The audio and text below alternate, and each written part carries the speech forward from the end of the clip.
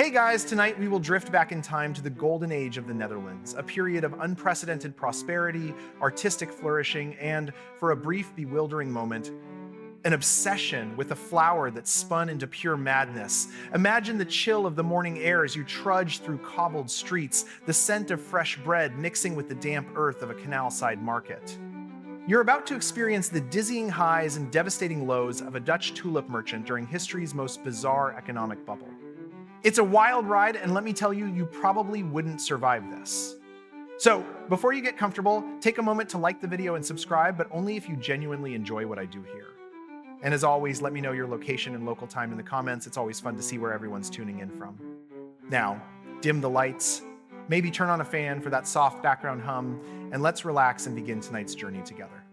You are Hendrik, a relatively minor merchant in Leiden, specializing in more mundane yet reliable commodities like textiles and spices.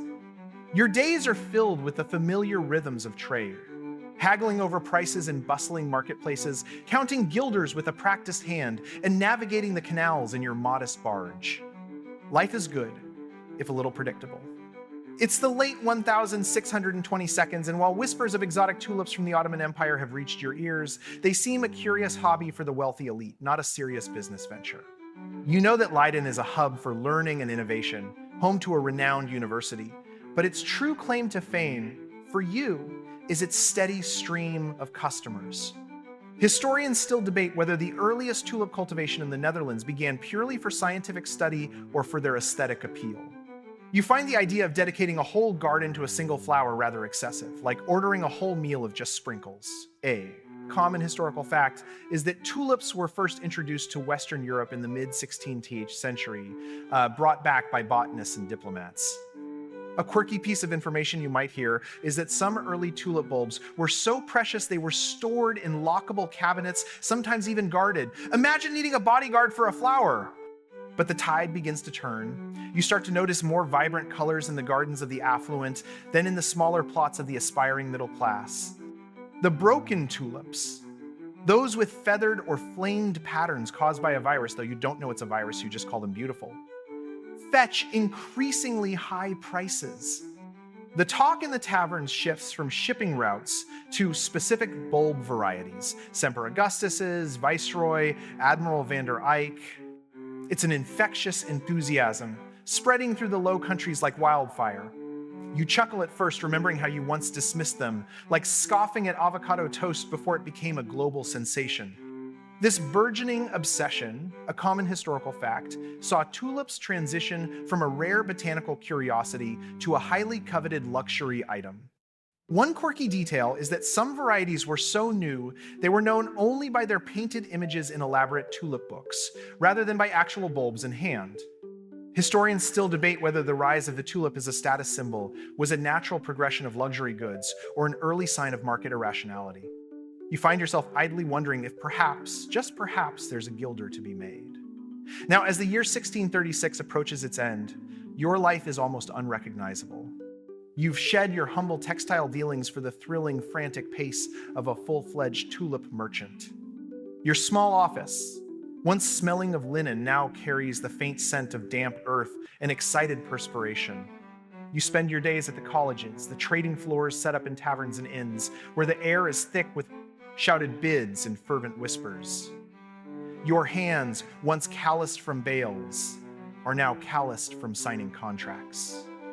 A common historical fact is that during the peak of tulip mania, prices for single bulbs reached astronomical sums, often equivalent to the cost of houses or entire estates. You recall a particular deal where you sold a Viceroy bulb for a price that could buy a small ship. What a flex. A quirky bit of information you've picked up is that some traders would carry carefully painted tulip albums, showing off the vibrant patterns of bulbs they didn't even possess yet, like a fancy online portfolio but without the internet. Historians still debate whether these colleges were legitimate trading houses or simply glorified gambling dens. You feel the adrenaline course through you with every successful transaction, a heady mix of excitement and a touch of disbelief, like you've just won the lottery using a strategy you're not quite sure you understand. The market is a whirlwind, a beautiful, terrifying maelstrom of ambition and greed. You're no longer trading physical bulbs. Instead, you're buying and selling windhandel or wind trade, essentially futures contracts for bulbs still in the ground. It's a common historical fact that these paper transactions based on trust and future delivery fueled the rapid price increases. You've seen laborers quit their jobs, selling everything they own to buy a single bulb, hoping to turn it into a fortune. Some even trade their family heirlooms for a share in a promising variety, like exchanging your grandma's antique teapot for a crypto kitty. You even heard a quirky tale of a sailor who mistook a valuable tulip bulb for an onion and ate it with his herring, only realizing his mistake when the owner nearly had an apoplectic fit. Historians still debate whether the speculative fervor was driven by genuine belief in the tulip's value or simply herd mentality and a fear of missing out. You, Hendrik, are caught in the current, riding a wave of irrational exuberance, occasionally pausing to wonder if this can possibly last. As January 1637 begins, a subtle shift begins to ripple through the market. The frantic pace, the exuberant bids, they start to falter, just a fraction. You notice a few hesitant sales offers that don't quite meet the seller's expectations. It's like a tiny crack appearing in a perfectly smooth pane of glass. You shrug it off at first. Markets have their ebbs and flows, right? A common historical fact is that the peak of the mania was brief, with prices plummeting almost as quickly as they rose. Yet, a growing unease whispers in the taverns. Fewer new buyers are entering the fray, and some of the older, more experienced merchants are subtly, quietly offloading their contracts. You recall a quirky instance where a prominent tulip merchant suddenly decided to invest heavily in brewing beer, declaring it a much more stable commodity. Historians still debate whether the initial drop was triggered by a specific event or if the market simply reached its natural saturation point. You feel a prickle of anxiety, remembering a dream where all your beautiful patterned tulips turned into common onions, and you can't help but tap your fingers nervously on your latest contract. Then, in February, it happens. The market, once a roaring fire, suddenly becomes a choking cloud of smoke. At a college in Harlem, a sale fails to materialize, then another. Panic, like a sudden chill wind, sweeps through the room. Offers vanish, bids evaporate. A common historical fact is that the final collapse was swift and brutal, with prices falling by over 90% in a matter of days. You watch, horrified, as contracts that were worth fortunes just yesterday become worthless scraps of paper. It's like watching your meticulously built Lego castle suddenly crumble under a giant's foot. You try to sell to offload even a fraction of your holdings, but there are no buyers, only other desperate sellers. A quirky, tragic story from the time tells of a man who traded his entire estate for a single Semper Augustus contract, only to see it become valueless before the bulb had even flowered. Historians still debate whether the government could have intervened more effectively or if such a speculative bubble was destined to burst regardless. You feel a hollow pit in your stomach, the sickening realization that your dreams of grandeur have turned to dust. The days following the collapse are a blur of recriminations, bankruptcy, and despair. You are not alone. Countless others, from wealthy aristocrats to humble artisans, have been ruined. Legal battles rage as contracts cannot be honored, and promises made in the heady days of prosperity now mean nothing. A common historical fact is that the economic fallout was significant, though not catastrophic, for the entire Dutch economy, which was robust enough to absorb the shock.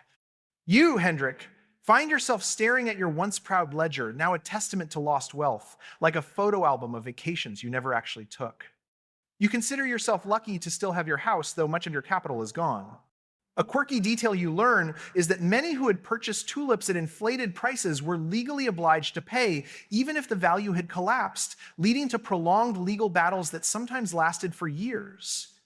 Historians still debate whether the widespread financial ruin led to a lasting societal distrust in speculative markets, or if human nature simply reverted to form. You realize with a heavy heart that the vibrant patterns of the Semper Augustus now represent only folly, not fortune. Years pass. The memory of the tulip mania fades from daily conversation, replaced by new concerns and new opportunities. You've managed to rebuild your life, returning to the steadier trade of textiles and spices, albeit with a much smaller fortune. You're wiser, certainly, and far more cautious, your adventurous spirit tempered by the bitter taste of ruin. A common historical fact is that despite the mania, tulips remained popular, eventually settling into a more stable, albeit still significant place in Dutch culture and horticulture. You occasionally see a vibrant tulip in a window box, A flash of red or yellow, and a small, almost imperceptible shiver runs down your spine. A quirky thought crosses your mind. Perhaps the flowers themselves, innocent in their beauty, were simply pawns in a very human game of ambition. Historians still debate whether tulip mania served as a crucial lesson in financial speculation, or if humanity is simply doomed to repeat such bubbles across different assets. You find a quiet contentment in the predictable rhythm of your present life, a stark contrast to the dizzying heights and crushing lows of your past. As the years continue to gently unfold, you find yourself looking back at that tumultuous period, not with bitterness, but with a quiet, reflective understanding. The memory of the mania, once a sharp, stinging wound, has softened into a muted echo in the chambers of your mind. The vibrant hues of those impossibly expensive bulbs now blend into the comforting, steady greens and browns of the Dutch landscape. You've learned that true value often lies not in the fleeting, ephemeral promise of a quick fortune, but in the steadfast, reliable currents of life, in the small, everyday blessings that endure long after the speculative storms have passed.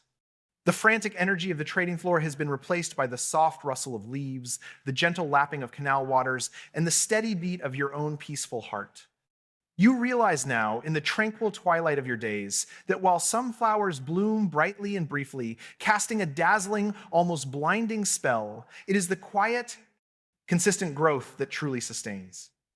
Let these thoughts drift you into a deeply restful slumber as the world outside your window slows to a peaceful hush. Sweet dreams.